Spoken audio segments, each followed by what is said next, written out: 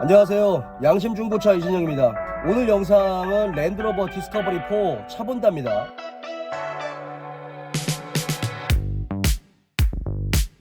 제가 차 본다로 검수해드린 차는 랜드로버 디스커버리 4 SEV6 SE 모델입니다. 2016년식이고 12만 5천 킬로 탄 차량이고요. 이 차는 무사고예요. 근데 단순 교환이 있습니다. 트렁크, 쪽 트렁크 하나가 단순 교환됐는데, 그 디스커버리가 문이 위아래로 개방이 되잖아요. 이렇게 밑에 쪽에 있는 쪽 트렁크, 그게 이제 단순 교환된 차량입니다. 이번 차량은 이제 의뢰자분이 개인 거래로 지인분의 디스커버리 4를 구매하시려고 저한테 검수를 의뢰하셨습니다. 의뢰자분 모시고 전체적으로 살펴보고, 의뢰자분 이제 동행한 상태에서 카센터 가서 언더카바 뜯고 전체적으로 확인을 했고, 그 내용을 자세하게 설명드렸습니다.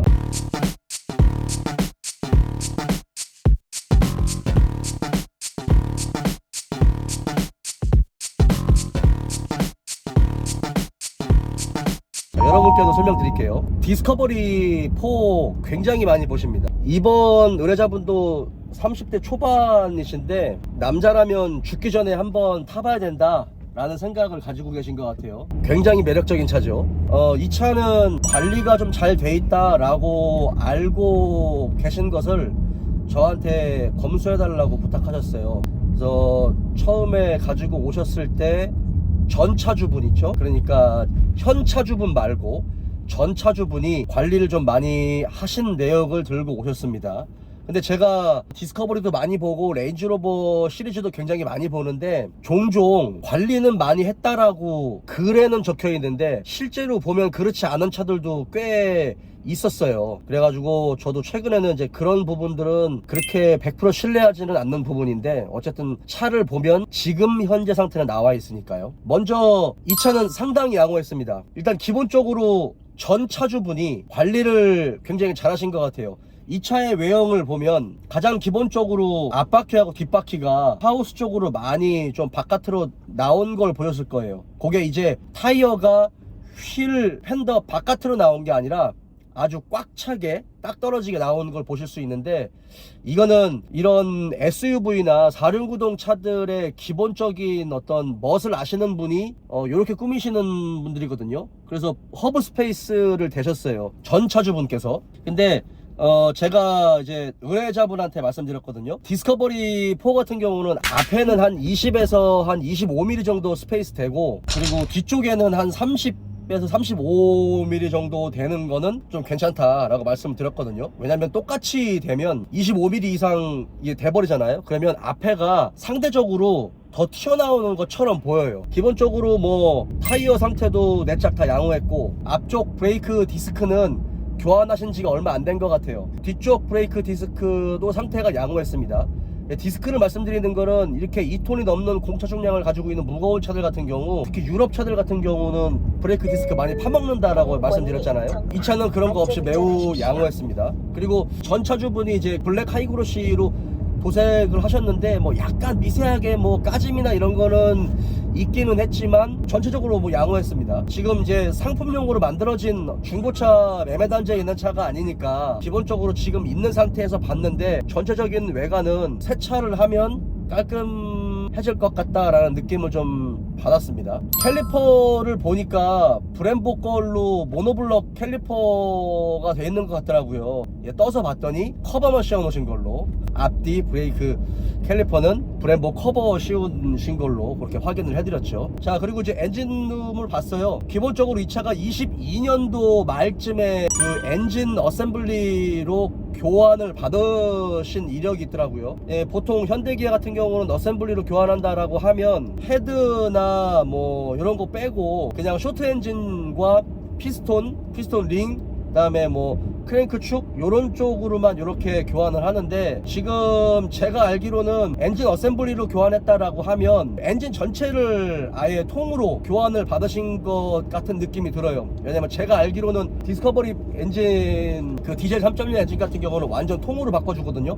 그러면 뭐 양쪽에 로코암 카바, 그 다음에 헤드, 그 다음에 가운데 있는 오일 필터 하우징, 그 다음에 밑에 있는 오일 쿨러, 그 다음에 뭐 피스톤 링, 뭐 크랭크샤프트까지 전체적으로. 그러니까 우리가 엔진룸을 열면 그 디젤 흡기 플랩이 나오잖아요. 그거 뺀 그냥 헤드와 쇼트 엔진 전체를 교환하신 걸로 제가 알기로는 그래요. 이 차 같은 경우는 누유는 위에서 보이는 누유는 없었어요. 그러니까 2022년도 말쯤에 교환을 받았기 때문에 그런지는 모르겠지만, 일단 뭐 고질병 중에 하나인 뭐 오일 필터 하우징이나 오일 쿨러 쪽에 누유도 없었고, 그 다음에 흡기 플랫 쪽에 보이는 누유 이런 것들도 없었고요. 당연히 양쪽에 로컴 카바 쪽에 누유도 전혀 없었고, 제가 이 차를 그래도 조금 통으로 완전히 교환돼 있다라는 걸 조금 더 확신할 수 있는 근거가 뭐냐면, 디자인 카바를 딱 열었는데 다른 것들은 사실은 뭐 한 2년 정도 반이 넘었으니까 한 2년 반 정도 됐기 때문에 이게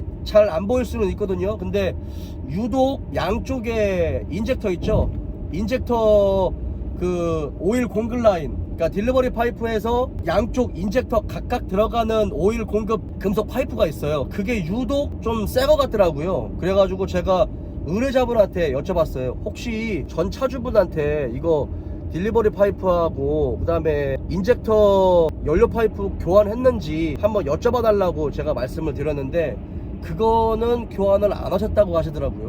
유독 그쪽 그 부품이 새 거였어요. 누수도 없었어요. 흡기 플랩 밑으로 보면 워터 아울렛 파이프가 들어가요. Y형자로 된 워터 아울렛 파이프가 들어가는데, 그게 그 파이프가 어디로 연결되냐면 오일 필터 하우징과 오일 쿨러 쪽으로 연결이 됩니다. 그리고 실린더 블럭까지 같이 연결이 돼요. 근데 이제 그 부분이 V블럭 홈이 깊다 보니까 이게 그쪽으로 많이 고여있다. 근데 이 차 같은 경우는 제가 아무리 자세히 봐도 그 부분이 굉장히 건조했고 굉장히 깨끗했습니다. 위에서 봤을 때 파워 스티어링 리저브 탱크 밑으로 들어가는 저압 호수들, 그 다음에 고압 호수들, 이런 부분에 뭐 누유나 뭐 이런 것들도 보이지 않았고, 워터펌프를 한번 교환하셨다고 하셨는데, 워터펌프 같은 경우는 최소한 1년에서 2년 정도는 돼 보여요. 왜냐면 엔진을 어셈블리를 교환할 때 워터펌프도 같이 교환하지 않았을까 라는 생각이 듭니다. 왜냐면 워터펌프가 따로 그 후에 교환이 됐다라고 하면 좀 달라야 돼요. 워터펌프 알루미늄 재질의 그 오염도가 좀 달라야 되거든요. 거의 동일했습니다. 그러면 그건 거의 제 생각에는 엔진 교환할 때 같이 교환하지 않으셨나 라는 생각을 해보고요. 텐션 베어링이나 아이들링 베어링이라든지 워터펌프 뭐 이런 부분들도 상당히 양호했고, 겉벨트도 굉장히 양호했어요. 이 차 같은 경우는 타이밍 벨트 타입이죠. 그래서 엔진 교환할 때 같이 하지 않으셨을까 라는 생각이 듭니다. 기본적으로 이제 시운전을 했을 때 너무 느낌이 좋았어요. 제가 사실은 엔진을 교환한 건지는 모르고 시운전을 했을 때 엔진 필링이 너무나 부드러워가지고 의뢰자분한테 이 엔진 상태가 너무 괜찮다, 미션 충격도 없고 엔진 회전 실감이 너무 부드럽다, 혹시 제가 오기 전에 한번 오일을 순환시키셨냐라고 했는데 엔진을 갈았던 이력이 있다고 말씀하시더라고요. 그 내역서를 보여주는데 어쩐지 엔진의 상태가 너무나 양호했습니다. 이 차가 여러분들 어쨌든 디젤차잖아요. 디젤차는 노킹을 허용한다라고 제가 말씀드렸어요. 내연기관에서 가솔린과 LPG는 절대로 노킹이 생기면 안 되지만, 디젤 같은 경우는 압축 착화 방식이기 때문에 어쩔 수 없이 폭발력이 굉장히 세요. 그러다 보니까 좌우로 흔들릴 수 있는 노킹이 생길 수밖에 없거든요. 그 노킹을 허용하는 엔진이 바로 디젤 엔진이에요. 그래서 디젤 엔진은 알루미늄 합금으로 만들기가 상당히 어렵습니다. 기본적으로 물리적인 특성상 노킹을 허용하기 때문에 이 디젤 엔진 같은 경우는 합금 주철, 그만큼 내 마모성이 굉장히 좋아야 되거든요. 악셀을 이제 깊숙하게 전개를 하면 노킹이 나면서 차가 이제 속도가 빨라지는 그 구간들이 있어요. 그게 이제 그 특정 RPM들이 있거든요. 제가 이 차를 많이 타봤을 때 악셀을 깊게 딱 밟으면 노킹이 빡 나면서 이렇게 차가 확 치고 나가는 그 특정 RPM 구간이 있는데, 구간에서 노킹 소리가 굉장히 부드러웠어요. 근데 많은 차를 봐왔지만 유독 노킹과 관련된 부분에서는 매우 양호했습니다. 잡소리 전혀 없었어요. 그래서 카센터 가서 언더커버를 다 뜯었습니다. 이 차는 언더커버가 3개가 있어요. 앞쪽, 그 다음에 엔진 쪽, 그 다음에 미션 쪽. 근데 맞보드가 채워져 있는데 맞볼트가 잘 안 풀리는 경우가 있어요. 그래서 맨 앞쪽은 잘 안 풀렸어요.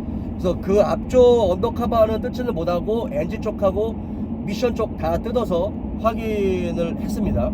일단 기본적으로 오일 펌프 쪽에 누유는 없었어요. 이 차랑 뭐 레인지로버 4.4 보호가 4.4 디젤 엔진 같은 경우도 엔진 이슈가 있잖아요. 그게 기본적으로 오일 펌프 문제다라고 다들 전문가들은 말하고 있거든요. 오일 펌프의 토출 압력이 이 RPM에 따라서 달라지는 부분이다 보니까 너무 저속이라든지 단거리만 타게 된다면 아주 구석구석 엔진의 구석구석 이 오일의 윤활이 잘 안 된다, 안 될 수 있다라는 그런 부분들이 전문가들 사이에서도 나오고 있는 부분인데, 이 차도 오일 펌프 쪽이 문제가 있어요. 그래서 확인을 했지만 엔진이 교환됐으니까 당연히 오일 펌프 쪽에 가스켓 누유도 없고, 앞쪽에 크랭크 샤프트 실, 이 전방 쪽에 크랭크 샤프트 실이라든지 이런 쪽에 누유도 전혀 없었습니다. 오일팬 쪽에 누유는 없었어요. 다만 누유가 한 군데서 있었는데, 오일 레벨 센서 있는 쪽 엔진 오일팬 보면 엔진 오일 드레인 볼트 타입이 아니라 얘는 그 클램프 방식으로 되어 있거든요. 그래서 플라스틱 클램프를 빼면 오일이 팍 쏟아지는 그런 방식인데, 그쪽에 오일이 좀 묻어 있었고, 그 다음에 그 클램프 위쪽으로 보면 레벨 센서 비슷한 센서가 들어가거든요. 그 센서에서 오일이 좀 새가지고 밑으로 흘렀습니다. 그래서 그 부분들 보여드렸고 제가 설명을 드렸죠. 근데 그거는 뭐 그 센서나 뭐 오링 정도만 갈면 되는 부분이기 때문에 그거는 나중에 뭐 엔진오일 교환할 때 따로 그냥 소모품 교환을 받으시면 되고, 아니면 그냥 5,000km마다 엔진오일 교환하면서 타셔도 큰 문제가 없을 것 같다라고 말씀을 드렸습니다. 훅크랭크 샤프트 리테이너 쪽 누유도 당연히 전혀 없었고요. 메인 터보 쪽에 누유 하나도 없었고, 아주 훌륭한 것은 세컨 터보 쪽에서 누유가 하나도 보이지 않았어요. 보통은 세컨 터보 쪽에서 미세 누유가 조금씩은 보여요. 근데 누유가 많이 돼서 불완전 연소가 되거나 아니면 그 부분이 많이 손상이 돼서 DPF까지 문제가 생겼을 때는 뒤쪽 엔드 머플러를 봤을 때 엔드 머플러 쪽에 검은 PM 찌꺼기가 많이 쌓이는 차들도 있거든요. 이 차 같은 경우는 그런 것들도 없었어요. 그러니까 세컨 터보의 컨디션도 매우 좋아 보였습니다. 세컨 터보에 들어가는 인풋, 아웃풋의 리턴 파이프라든지 아니면 배기 쪽에 그 가스켓 쪽에 묻어있는 미세누유도 전혀 보이지 않았어요. 미션 오일, 뭐 앞에 디퍼런셜, 그 다음에 4륜 트랜스퍼, 뒤쪽 디퍼런셜 오일도 한 24년도쯤에 한번 교환하신 걸로 돼 있는데 한 2,000km, 2-3,000km 정도 타신 걸로 제가 그 내역서에는 나와 있거든요. 일단 미션 쪽에서 ZF 8단 미션에 들어가는데 누유도 없었습니다. 앞에 디퍼런셜 누유 없었고 4륜 트랜스퍼에서도 전혀 누유가 없었어요. 미세 누유도 없었어요. 당연히 뒤쪽 디퍼런셜 쪽에서의 누유도 당연히 없었고요. 프로펠러 샤프트 리테이너 실 쪽에서 누유도 없었고, 앞쪽 뒤쪽에 들어가는 드라이버 샤프트 실 쪽의 누유도 전혀 없었습니다. 이 차는 부식이 거의 없다시피 했어요. 뒤쪽 부식은 대부분 있거든요. 이 차는 뒤쪽 부식도 많이 없었어요. 아주 관리를 잘 하신 것 같아요. 이거는 지금 의뢰자분 말고 의뢰자분의 차를 사신 게 아니니까 전 차주분이 관리를 아주 잘하신 것 같아요. 그래서 지금 이 차 같은 경우도 제가 실내를 무릅쓰고 이 차 얼마에 인수하세요? 제가 여쭤봤거든요. 보통은 제가 가격을 잘 물어보진 않는데 이 차 같은 경우는 한번 제가 여쭤봤어요. 그랬더니 뭐 얼마라고 말씀하시더라고요. 제가 봤을 때 이 정도면 가격이 꽤 낮은 거는 아닌데 라고 제가 말씀드렸거든요. 그 가격 주고 살만하다 라고 말씀드릴 수 있을 것 같아요. 앞쪽에 로우암 좌우 교환되어 있고 어퍼암도 좌우로 교환되어 있습니다. 그리고 뒤쪽도 로우암은 무조건 교환되어 있고요. 교환됐을 때 이제 스테빌라이저 링크도 당연히 교환했겠죠. 그거 빼고 교환하지 않으셨겠죠. 그리고 타이로드의 상태도 굉장히 양호했습니다. 뒤쪽에 부식이 생길 수밖에 없는데 이 차는 뒤쪽 부식도 거의 없었어요. 다만 한 가지 아쉬운 건 발판 부식이 좀 있는데, 이 차를 보면 예전에 뉴코란도 많이 아실 거예요. 저도 예전에 뉴코란도 몇 년 타고 다녔는데 뉴코란도에 달려있는 거랑 거의 비슷한 그 제품이 달려있거든요. 근데 이제 그 제품들은 제가 이 차 딱 보자마자, 발판 딱 보자마자 의뢰자분한테 사장님 근데 이 차에 달려있는 발판은 부식이 되게 잘 되는 발판이에요 제가 말씀드렸어요. 그랬더니 그분이 그러더라고. 맞다고, 자기도 이 얘기 들었다고 말씀하시더라고요. 그래서 아니나 다를까 차 떠서 딱 비춰봤는데 이제 브라켓 부분하고 이제 지지해주는 부분이 부식이 상당 부분 진행됐습니다. 그래서 요거는 딱 보여드렸죠. 제가 아까 말씀드린 게 이 부분이라고. 요 제품의 특징들이 부식이 잘 된다, 나중에 사가서 주저앉을 수 있다 라고 말씀을 드렸고 인지하셨습니다. 그거 빼고는 특별히 문제가 없었어요. 차를 시운전을 하고 차를 떠서 확인을 하는데 굉장히 흥미로운 차였습니다. 왜냐하면 이제 전 차주분이 얼마나 자동차를 관리했느냐에 따라서 지금 이 차의 현재 상태가 정말 달라지거든요. 이 차보다 연식은 똑같고 키로수도 짧은데 정말 안 좋은 차들도 굉장히 많아요, 제가 보러다니면. 그럼에도 불구하고 어느 정도의 누유를 감수하더라도 사시는 분들도 많이 있는데, 이 차 같은 경우는 제가 굉장히 양호하네요, 굉장히 흥미로운 차네요, 그냥 엔진 오일만 교환하고 타셔도 될 것 같은 컨디션입니다 라고 말씀을 드렸죠. 좀 더 흥미로웠던 점은 액티브 사운드를 또 장착을 해 놓으셨어요. 이 차는 독특하게도 유로6 엔진입니다. 요소수가 들어가요. 원래는 D4가 요소수 들어가는 차들이 그렇게 많이는 없거든요. 대부분이 유로5 엔진이에요. 그러니까 유로5 환경 기준을 만족시킬 수 있는 그런 엔진들, 그러니까 LNT 방식인 거죠. DPF의 PM 찌꺼기를 연료가 들어가서 강제로 재생시키는 그런 방식인데, 지금 이 차 같은 경우는 SCR 방식입니다. 그러니까 LNT와 SCR이 같이 들어가 있는 방식이죠. 그래서 요소수 통은 그 뒤쪽에 있어요. 그 스페 타이어 있는 부분 있죠, 그 부분 쪽에 요소수통이 따로 들어가 있고, 고객님한테 이 차는 유로5가 조금 더 편하다, 덜 복잡하고 좀 더 편할 수 있는 그런 엔진인데, 이 차는 그래도 비교적 그 최신 환경법을 대응하는 엔진이다. 좀 구조가 유로5보다는 조금 더 복잡할 수는 있겠지만 요소수를 좋은 걸로 쓰셔라 라고 말씀드렸어요. 유로6에 들어가는 그 요소수 인젝터가 잘 막힙니다. 결정이 생겨가지고. 그래서 정말 요소수는 여러분 싼 거 쓰지 마세요. 다시 한번 말하지만 요소수 절대 싼 거 쓰지 마세요. 요소수는 정말 비싼 걸 쓰시고 그냥 브랜드를 쓰세요. DPF 쪽에 경고등이 들어오는 것도 없었고, 엔드머플러 쪽도 매우 깨끗했고요. 뭐 실내 상태도 양호했어요. 뭐 상품용으로 만들어 놨으면 광택도 하고 광택도 내고 뭐 더 깨끗할지는 모르겠지만, 그래도 뭐 개인 매물 치고는 짐도 좀 있었긴 하겠지만, 이런 스웨이드의 처짐이라든지 그 다음에 햇빛 가리개 이런 것들도 전부 다 양호했고, 그 다음에 그 썬루프 쪽 들뜸 현상 이런 것들도 없었고, 잡소리도 전혀 없었고, 유독 엔진의 회전 질감과 필링이 너무 부드러웠어요. 굉장히 기분 좋은 차량이었습니다. 지금 저한테 의뢰하신 분 잘 고르셨습니다.